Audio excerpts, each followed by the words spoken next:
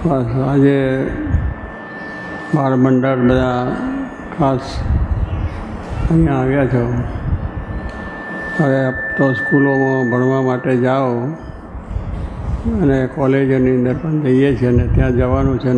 એ પણ એક વિદ્યા આપણે ભણવાની છે. એટલે આ લોકોના કાર્ય કરવા છે એને માટે ડૉક્ટર થાય, કોઈ એન્જિનિયર થાય, કોઈ એને થાય, એને માટેની છે. પણ જોગી મહારાજ કહેતા હતા કે આ તો બ્રહ્મ વિદ્યાની કોલેજ છે. શું છોકરાઓ બોલો? હા, એટલે બ્રહ્મ વિદ્યાની કોલેજમાં શું મળે? ખાવા પીવાનું મોજ શોખ મળે ખરા? મળે છે? કેટલા આપણ ના મળે. અહીંયા તો શું સિનેમા જોવાનું, નાટક જોવાનું, આમાં કંઈક મળે જ નહીં. એટલે જોગી મહારાજે શું કહ્યું? બ્રહ્મ વિદ્યા. એટલે આપણે ભગવાને જન્મ આપ્યો છે તો એ એવું કાર્ય આ દેહ કરીને કરવું જોઈએ કે ભગવાનને સંત રાજી થાય અને આપણા જીવનો મોક્ષ થાય. એટલા માટે શરીર આપ્યું. શરીર છે આપણું સાથ એ ખાવા પીવા, મોજ શોખ, સિનેમા, નાટક, ચેટક અનેક જાતના બધા આ નાટક થાય છે એવું જોવા માટે નથી, એ ભોગવવા માટે પણ નથી. પણ આપણા જીવનો મોક્ષ થાય, કલ્યાણ થાય એટલા માટે જ કહ્યું છે. અને એટલા માટે આપણા સંસ્કૃતિ આપણને કહે છે કે માતૃદેવો ભવ. એને એટલે શું થાય? શું કરવાનું? કઈ જો બ્રહ્મવિદ્યાની કોલેજમાં એટલે આટલું બોલાય ન કરતા પેલું તો કંઈ સાંજે સિનેમા નહીં આપણે થાય, ફલાણું થાય, એવું થઈ જાય. તો માતાને પગે લાગીએ પહેલાં તો માતાએ જન્મ આપ્યો છે ને આપણને, તો એને પગે લાગવાથી આપણને સારું જ્ઞાન થાય, આપણે સુખી થઈએ રહે. એટલે માતાઓને આપણે જે જન્મ આપનાર એમને ખાસ પગે લાગવાથી આપણને એ સારા રીતે ખવડાવે છે, પીવડાવે છે, નવડાવે છે, ધોવડાવે છે, ભણવાનું ઘણું બધું કરે છે. તો એને આપણે જો નમસ્કાર કરીએ તો આપણામાં સારા સદગુણો આવે બધા. પછી પિતૃદેવો ભવ કહીએ છીએ, એટલે પિતાને પણ પગે લાગવું છે. તો કારણ કે એ આપણને બધા ભણાવ્યા છે, ઘણા પૈસા ટકા લુગડા લત્તા કરીને આપણે મોટા કર્યા, તો એમને પણ પગે લાગવાનું છે. તો એનાથી કરીને આપણને એવા સારા ગુણ આવે અને આવો સત્સંગ આપણને કરાવે ને જેથી આપણો મોક્ષ થાય. આચાર્ય દેવો ભવ. આચાર્ય દેવો એટલે આચાર્ય. હવે તો ભણીને બેઠા છે ને છોકરો સાધુ થવા આપી દીધો, એટલું ગુણ થાય છે. તો કહેવાનું શું છે કે આચાર્ય જે આપણને વિદ્યા આપે છે, કોઈ એન્જિનિયરની લાઈન છે, ડૉક્ટરની લાઈન છે, પછી જુદી જુદી લાઈનો બધી છે, શિક્ષક થાય, બીજું થાય, એ આચાર્ય એ આપણને સારું શિક્ષણ આપે છે અને આપણે વાત કરે છે. તો એનો ગુણ છે આપણા ઉપર કે ભાઈ આપણે મોટા થયા બહુ ભણી કરીને તો આચાર્યને પગે લાગવું. અને પછી શું કહ્યું? પછી અતિથિ દેવો પર. હવે અતિથિ એટલે સમજો, અતિથિ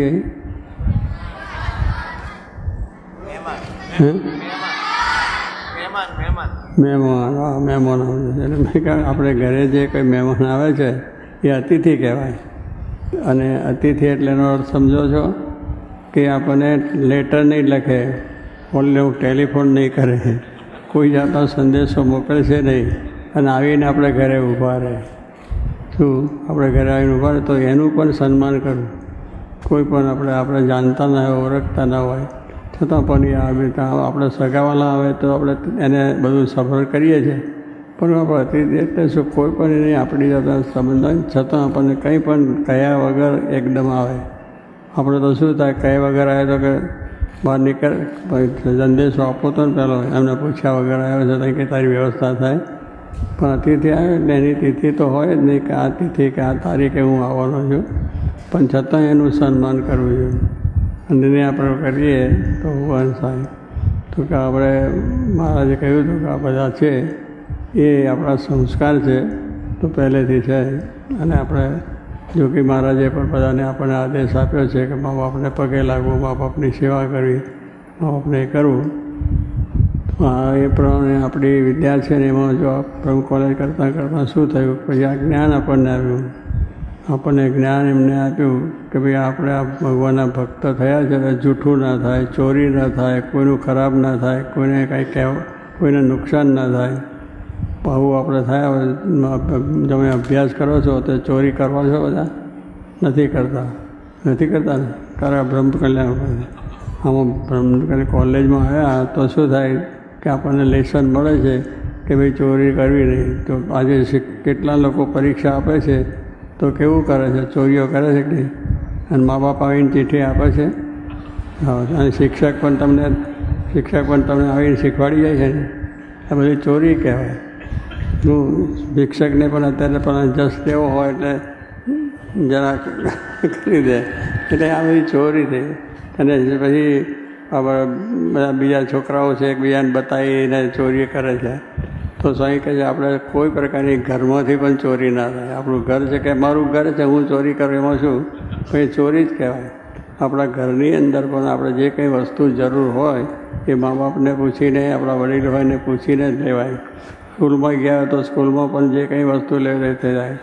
કાવડી બધા મહેમાન ગયા હોય તો ત્યાં પણ આપણે કોઈ વસ્તુ ત્યાંથી ગમે તે લઈ ના લેવાય એમાંથી.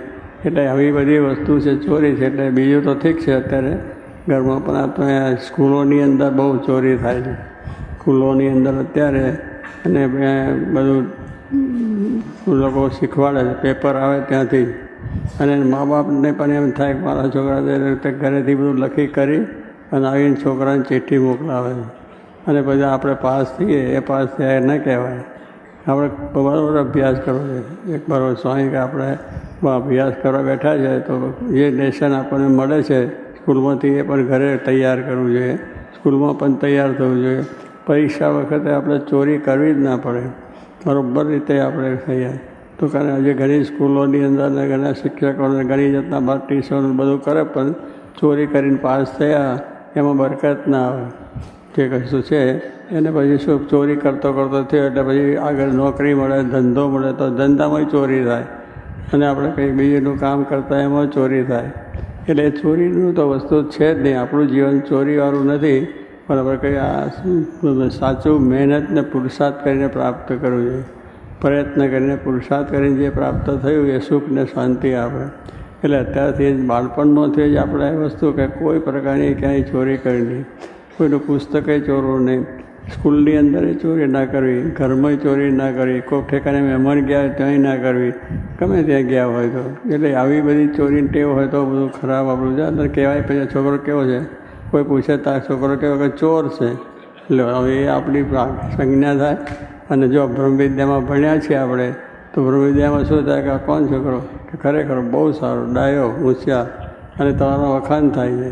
પણ બધા કેટલાક આવી પડી હોય તો બધે થાય છે. તો એવું આપણે અત્યારથી વિદ્યા અભ્યાસથી એવું શીખવાનું છે કે કોઈ પ્રકારના આપણા સંસ્કારોની અંદર આપણે સારા લોક જોકે કે આ છોકરો કેવો છે કે સારામાં સારો છે એમ કહે ને, પણ ચોરી કરતો હોય તો એટલે ચોર છે, જોજો, હા સાચવજો, આવ્યો ચોર આવ્યો છે, કહેવું પડે છે.